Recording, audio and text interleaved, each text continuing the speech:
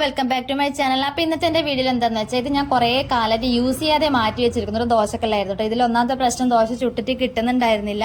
പിന്നെ കുറേ കാലമായിട്ട് ഉപയോഗിക്കാത്തത് കൊണ്ട് അതിൻ്റെ സൈഡിലൊക്കെ തുരുമ്പൊക്കെ പിടിച്ചിട്ടുണ്ടായിരുന്നു. അപ്പോൾ നിങ്ങളൊക്കെ വീട്ടിലും ഇതേപോലെ ഇരുമ്പിൻ്റെ പാത്രങ്ങൾ പുതിയത് വാങ്ങിയതോ അല്ലെങ്കിൽ ഇതുപോലെ സൈഡിലൊക്കെ തുരുമ്പ് പിടിച്ചത് കൊണ്ട് ഉപയോഗിക്കാതെ മാറ്റി വെച്ചിരിക്കുന്നത് ഉള്ളതൊക്കെ പാത്രങ്ങളൊക്കെ ഉണ്ടായിരിക്കും.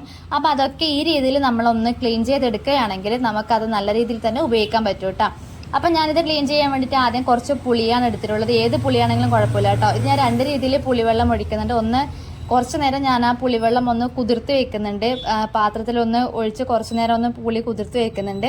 രണ്ടാമത്തെ പ്രാവശ്യം ഞാൻ ഈ പുളിവെള്ളം ഒന്ന് ചൂടാക്കി എടുക്കുന്നുണ്ട്. അതായത് പാത്രത്തിൽ പുളിയിട്ടിട്ട് ഏത് തരം പാത്രമാണെങ്കിലും നമുക്ക് എടുക്കാം കേട്ടോ. അതിൽ പാത്രത്തിൽ പുളി ഇട്ടിട്ടൊന്ന് ആ പുളിവെള്ളം ഒന്ന് ചൂടാക്കി എടുക്കുന്നുണ്ട് കേട്ടോ. അപ്പം നമ്മളെ വീട്ടിൽ പുതിയതായിട്ട് ഇരുമ്പിൻ്റെ പാത്രം വാങ്ങുന്നതാണെങ്കിൽ കൂടിയും നമ്മൾ അതിൽ പാചകം ചെയ്യുമ്പോൾ എന്താ സംഭവിക്കുക എന്ന് വെച്ചാൽ അതിലെ ആ ഒരു ഇരുമ്പിൻ്റെ ചോയ നമ്മളെ വായിലോട്ട് വന്നുകൊണ്ടേ നിൽക്കും. എനിക്കങ്ങനെ സംഭവിച്ചിട്ടുണ്ട് കേട്ടോ. ഞാൻ ഇതേപോലെ ചെയ്യാതെ ആദ്യം തന്നെ ഒരു പാത്രം വാങ്ങിയതിന് ശേഷം അതിൽ ഒരു ജസ്റ്റ് ഒന്ന് ക്ലീൻ ചെയ്തതിന് ശേഷം ഒരു സോപ്പൊക്കെ തേച്ചൊന്ന് ക്ലീൻ ചെയ്തതിന് ശേഷം അതിൽ പാചകം ചെയ്തപ്പോൾ എനിക്ക് ആ ഒരു പച്ച ഇരുമ്പിൻ്റെ ചോയ ഫുഡിലൊക്കെ കലർന്ന പോലെ ഒരു ഫീൽ ഉണ്ടായിട്ടുണ്ടായിരുന്നു. അപ്പോൾ അതിന് ശേഷമാണ് അത് മാറ്റാൻ വേണ്ടി എന്ത് ചെയ്യാമെന്ന് ആലോചിച്ചുകൊണ്ട് നോക്കുമ്പോഴാണ് ഈ ഒരു രീതി ഞാൻ കണ്ടത്. അപ്പോൾ ഇതൊന്ന് പരീക്ഷിച്ച് നോക്കാമെന്ന് വിചാരിച്ചു. അപ്പോൾ ഇങ്ങനെ ചെയ്തതിന് ശേഷം എനിക്ക് ആ ഇരുമ്പിൻ്റെ ടേസ്റ്റ് പിന്നെ വന്നിട്ടില്ല കേട്ടോ. നല്ല നീറ്റായിട്ട് കിട്ടുകയും ചെയ്തിട്ടുണ്ടായിരുന്നു.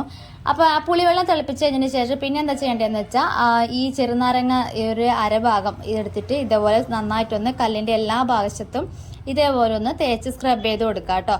അപ്പം ഞാൻ ഓൾറെഡി പറഞ്ഞു, ദോശക്കല്ല് മാത്രമല്ല ഇരുമ്പിൻ്റെ ഏത് തരം പാത്രം നമുക്ക് ഈ ഒരു രീതിയിൽ നമുക്ക് വൃത്തിയാക്കി എടുക്കാൻ പറ്റും കേട്ടോ.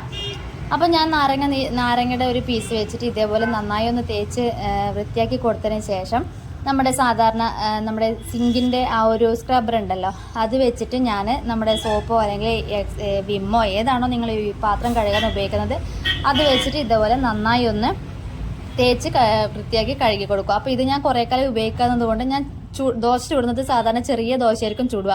അപ്പോൾ സൈഡിലൊക്കെ എന്താ സംഭവിക്കുന്നത് വെച്ചാൽ ആ ഭാഗം ചുമ്മാ കരിഞ്ഞങ്ങ് പോകും. അപ്പോൾ ആ കരിഞ്ഞിട്ടുള്ള ഒരു ഭാഗം ഞാനൊന്ന് ഇളക്കി കളയലാണ് കേട്ടോ. അതാണ് ഇത്രയും ടൈം എടുത്തത് അതൊന്ന് തേച്ച് കഴുകാൻ വേണ്ടിയിട്ട്. അപ്പോൾ ആ ഭാഗം മൊത്തമായിട്ട് ഞാനൊന്ന് കഴുകി കളഞ്ഞിട്ടുണ്ട്. അപ്പോൾ 2-3 പ്രാവശ്യം സോപ്പ് തേച്ച് 2-3 പ്രാവശ്യം വെള്ളത്തിൽ കഴുകി കഴിഞ്ഞതിന് ശേഷം ഞാൻ ഇതൊന്ന് ഒരു കോട്ടൻ്റെ തുണി വെച്ചിട്ട് വെള്ളം മൊത്തമായിട്ട് ഒന്ന് തുടച്ചെടുക്കുന്നുണ്ട് കേട്ടോ.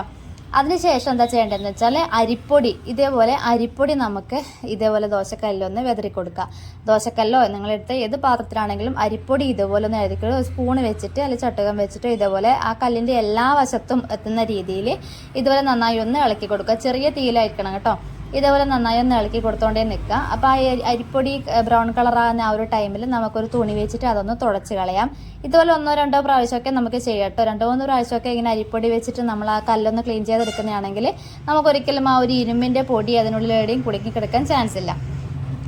പിന്നെ ചെയ്യേണ്ട ഒരു കാര്യം എന്താണെന്ന് വെച്ചാൽ ഇതുപോലെ നമ്മുടെ വലിയ ഉള്ളി എടുത്ത് ഇതുപോലെ കട്ട് ചെയ്തെടുത്തിട്ട് നമ്മുടെ ഫോർക്കോ അല്ലെങ്കിൽ സ്പൂണോ ഏതാണെങ്കിലും കുഴപ്പമില്ല അത് വെച്ചിട്ട് നമ്മളെ കല്ലിൽ നന്നായി എണ്ണ തേച്ച് കൊടുക്കുക. അതിനുശേഷം ആ ഒരു ഉള്ളി കൊണ്ട് നമുക്ക് നന്നായി ഒന്ന് സ്ക്രബ് ചെയ്ത് കൊടുക്കുക. ആ ഒരു കല്ലിൻ്റെ എല്ലാ വശത്തും ഇങ്ങനെ എത്തുന്ന രീതിയിൽ ഇതൊന്ന് നന്നായിട്ടൊന്ന് തേച്ച് കൊടുക്കുക കേട്ടോ. അപ്പം നമ്മൾ ചില സമയത്ത് ദോശ ചുട്ടുകൊണ്ട് നിൽക്കുമ്പോൾ പെട്ടെന്ന് ദോശ നമുക്ക് ചുട്ടിട്ട് കിട്ടാൻ പറ്റാണ്ടാകും.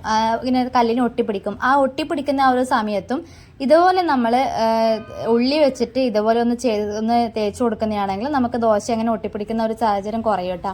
അപ്പോൾ ഒന്നിക്കലും നമുക്ക് ഇതേപോലെ ചെയ്യാം. അല്ല എങ്കിൽ ഉള്ളി നീളത്തിൽ അരിഞ്ഞിട്ടിട്ട് ആ ഒരു കല്ലിൽ നന്നായി ഒന്ന് നമ്മൾ പിന്നെ വറവൊക്കെ ആക്കുമ്പോൾ ഒന്ന് ഇളക്കി കൊടുക്കൂലേ, അതേപോലെ ഉള്ളി നന്നായി ഒന്ന് ആ കല്ലിലൊന്ന് ഇങ്ങനെ ഇളക്കിക്കൊണ്ടേ നിന്ന് കഴിഞ്ഞാൽ നമ്മളെ ദോശക്കല്ല് നല്ല നീരിൽ കിട്ടും കേട്ടോ. ദോശക്കല്ല് മാത്രമല്ല ഇരുമ്പിൻ്റെ ഏത് പാത്രമാണെങ്കിലും ഉള്ളി വെച്ചിട്ട് നന്നായി ഒന്ന് ഇതുപോലെ ഒന്ന് സ്ക്രബ് ചെയ്തെടുത്തൊന്ന് തേച്ച് കൊടുത്താൽ നല്ല നീറ്റിൽ തന്നെ നമുക്ക് ആ ഫുഡ് അടുക്കി പിടിക്കാതെ കിട്ടും. ഇപ്പോൾ ഞാൻ ഈ ഒരു ഉള്ളിയുടെ പിന്നെ ഒരു കുറച്ച് നേരം ഒന്ന് സ്ക്രബ് ചെയ്തതിന് കഴിഞ്ഞതിന് ശേഷം അതിൻ്റെ മുകൾ ഭാഗം ഒന്ന് കട്ട് ചെയ്ത് മാറ്റി വീണ്ടും അതേ ഉള്ളി വെച്ച് തന്നെയാണ് ഞാനൊന്ന് സ്ക്രബ് ചെയ്ത് കൊടുക്കുന്നത്. അതിനുശേഷം ഒരു തുണി വെച്ചിട്ട് ഇതുപോലെ നന്നായി ഒന്ന് തുടച്ച് വൃത്തിയാക്കുന്നുണ്ട് കേട്ടോ. ഇരുമ്പിൻ്റെ നമ്മൾ ഏത് പാത്രം എടുക്കുന്നതാണെങ്കിലും നമ്മൾ ഉപയോഗിച്ച് കഴിഞ്ഞതിന് ശേഷം അതിൽ എണ്ണ പുരട്ടി വയ്ക്കുന്നതായിരിക്കും ഏറ്റവും നല്ലത്. എണ്ണ പുരട്ടി വെച്ചില്ലായിരുന്നെങ്കിലാണ് പെട്ടെന്ന് വീണ്ടും ആ ഒരു സ്ഥലത്ത് തുരുമ്പ് പിടിച്ചിട്ട് പോവുക. അപ്പം നമ്മൾ ഉപയോഗിച്ചതിന് ശേഷം ഏത് പാത്രമാണെങ്കിലും ഇതേപോലെ നന്നായി ഒന്ന് എണ്ണ തേച്ച് കൊടുത്തതിന് ശേഷം മാത്രം നമ്മൾ മാറ്റി വെക്കുക. നമ്മൾ അടുത്ത നെക്സ്റ്റ് ടൈം ഉപയോഗിക്കുന്നത് വരെ എണ്ണ അതിലിങ്ങനെ ഒട്ടിപ്പിടിക്കുന്നതാണെങ്കിൽ നമുക്കൊരിക്കലും നമ്മുടെ പാത്രത്തിന് തുരുമ്പ് പിടിക്കില്ല കേട്ടോ.